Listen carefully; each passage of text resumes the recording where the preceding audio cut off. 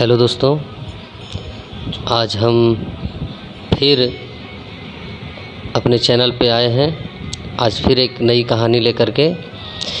दोस्तों, अगर आपको बात बात में गुस्सा आता है तो यह कहानी आपके लिए है। तो चलिए शुरू करते हैं और यह कहानी को ध्यान से सुनिए। बहुत ही सुंदर कहानी है जो आपके जीवन को बहुत कुछ सीख देगी। बात एक बार की बात है। एक राज्य में राजा का दरबार लगा था और सर्दियों के दिन थे, इसलिए दरबार खुले धूप में लगा हुआ था। सब लोग बैठे हुए थे।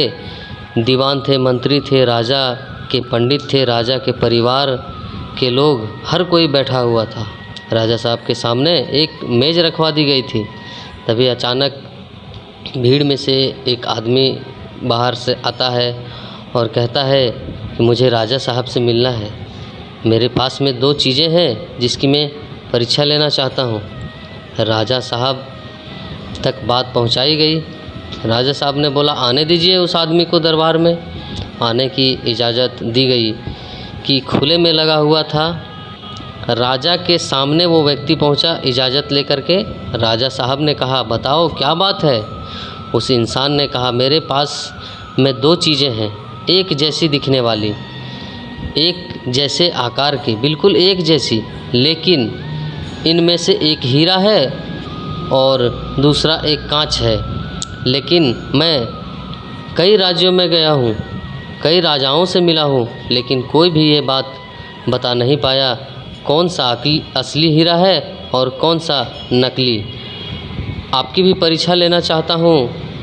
मैं जानना चाहता हूँ आपके दरबार में कोई बुद्धिमान है जो ये बता सके, और अगर आपके राज्य में किसी ने बता दिया तो ये हीरा आपके राज्य के खजाने में जमा करवा दूंगा।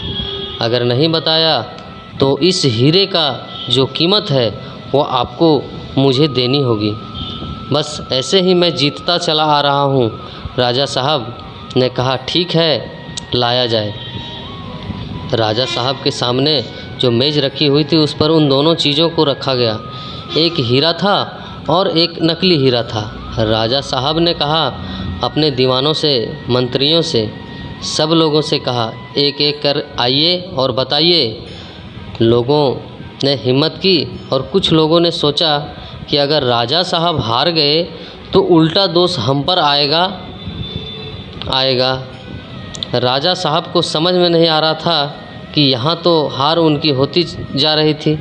तभी भीड़ में से एक अंधे बाबा बाहर निकल कर आए और उन्होंने कहा कि मुझे राजा साहब से मिलने दिया जाए, एक बार मैं भी कोशिश करना चाहता हूँ।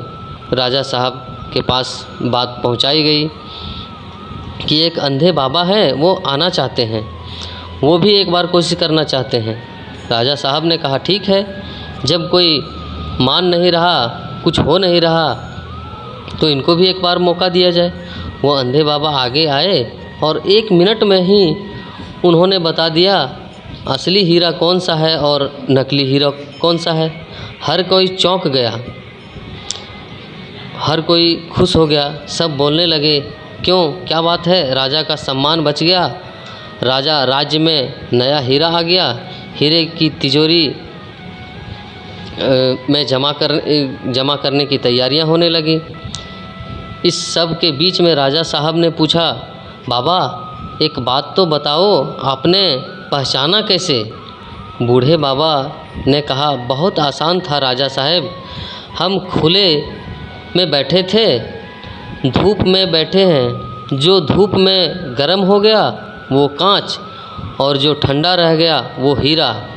इस कहानी से हमें सीखने को मिलता है कि ज़िंदगी में हम छोटी छोटी बातों पर गुस्सा करते हैं और नाराज़ होते हैं, अपनों से नाराज़ होते हैं और